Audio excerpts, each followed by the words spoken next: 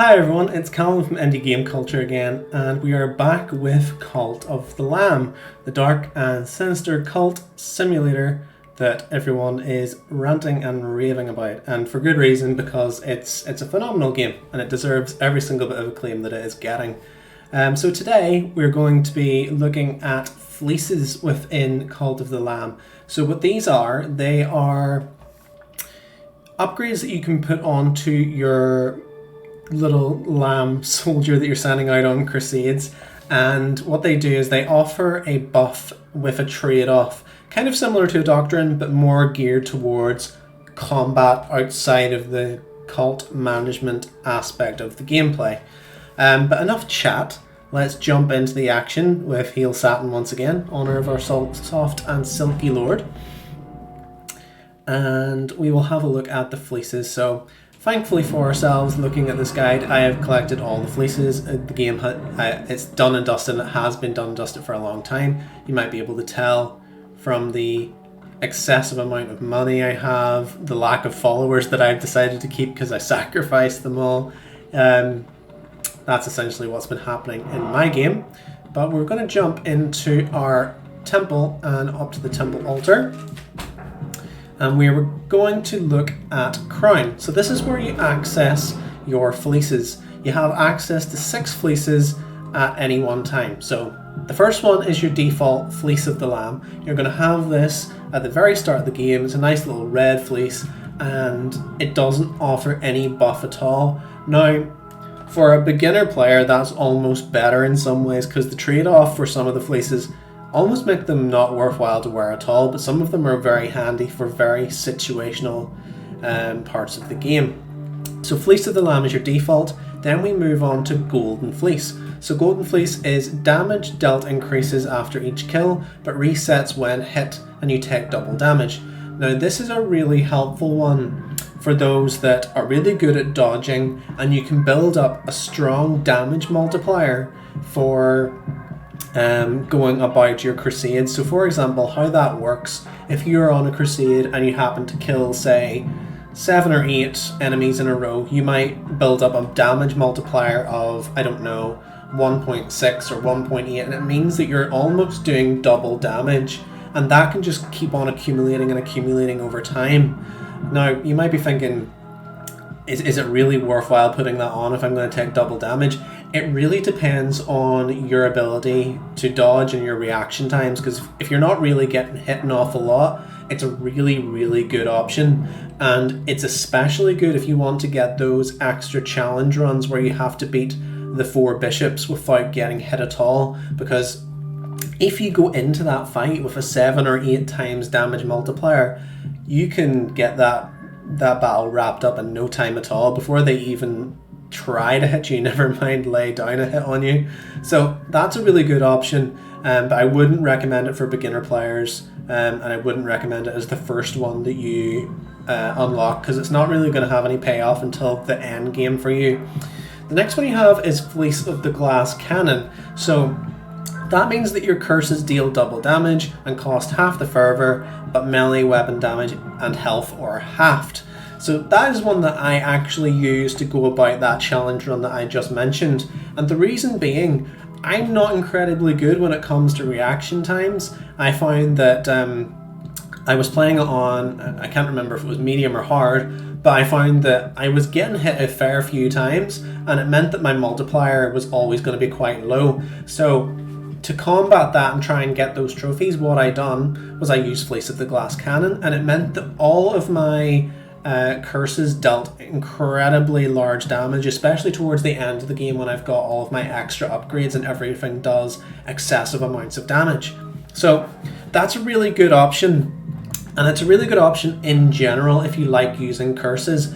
I said in my review of this game that they aren't anywhere near as fun to use as Hades, for example, but they are still good and they have their place. And whenever you get a really good ranged curse, it's really handy, especially in those battles against bosses, because you can keep your distance, you can deal huge amounts of damage, you can do it at half the cost.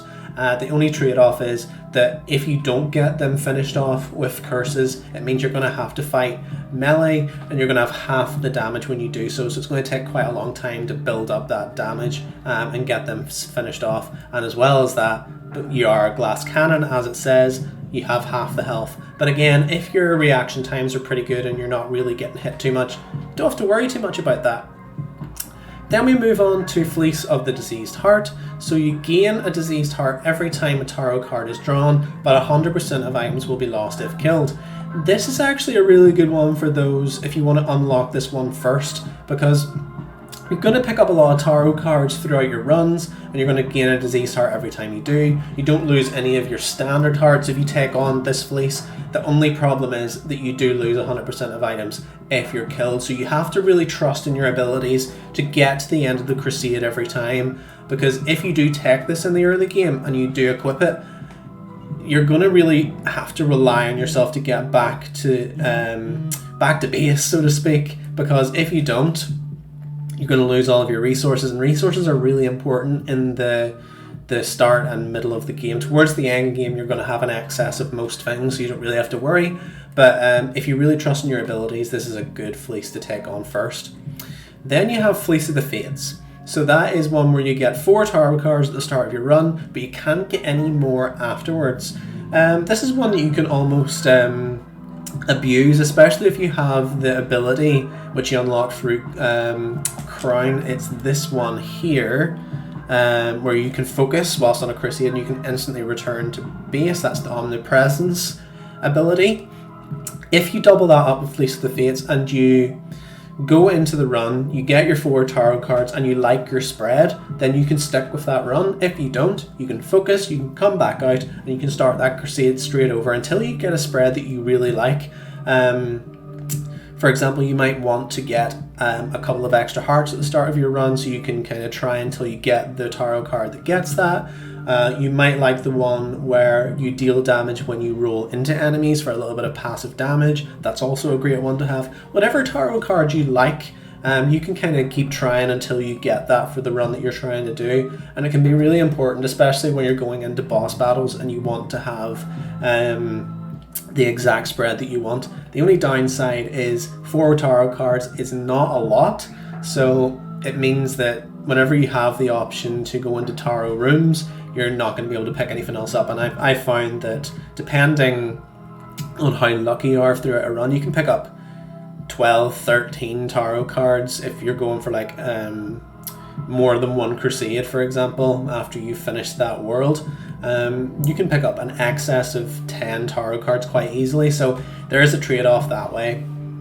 But it's definitely one that I would consider, if not the purple one, for your first one to unlock. And then lastly, we have Fleece of Fragile Fortitude. So that is one where you have all hearts are replaced by 1.5 times the amount of blue hearts. Now, if you don't understand how blue hearts work, it's very similar to how it works within the Binding of Isaac. Red hearts, if you are going through the game and you lose those, you can earn those back through health drops. Whereas if you have blue hearts, it's kind of like how armor would work in a base game. Once the armor's gone, you can't replace the armor again unless you happen to pick up another blue heart, and they're quite rare when compared to the red ones. So essentially you have more health to begin with, but if you lose it, it's basically gone forever.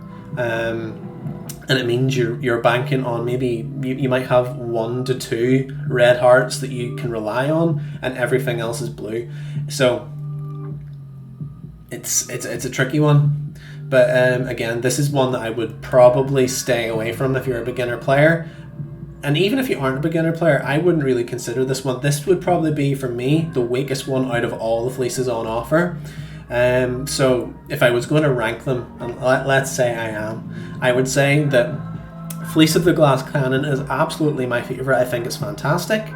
And then I would say that Fleece of the Fates is my second favourite, because you can kind of manipulate that one to get whatever you want. Purple one is definitely my next favourite one, because you can get Disease Hearts, and it just means that you get a little bit of a buff, and as long as you're not relying on resources, it's a fantastic resource in of itself. Golden Fleece is definitely second to last because it's great for a certain type of player. I just don't happen to be that type of player. And then Fleece of the Fragile Fortitude is definitely my least favourite, and I would wager pretty much everyone else's least favourite of all of the Fleeces. But yeah, I hope that gives you a rundown of how Fleeces work within Cult of the Lamb, and I hope that it gives you an idea as to which one you want to prioritise and take on whenever you're doing your run. But there you are, guys. Thank you for tuning in for another video from Indie Game Culture on Cult of the Lamb, and I will see you next time.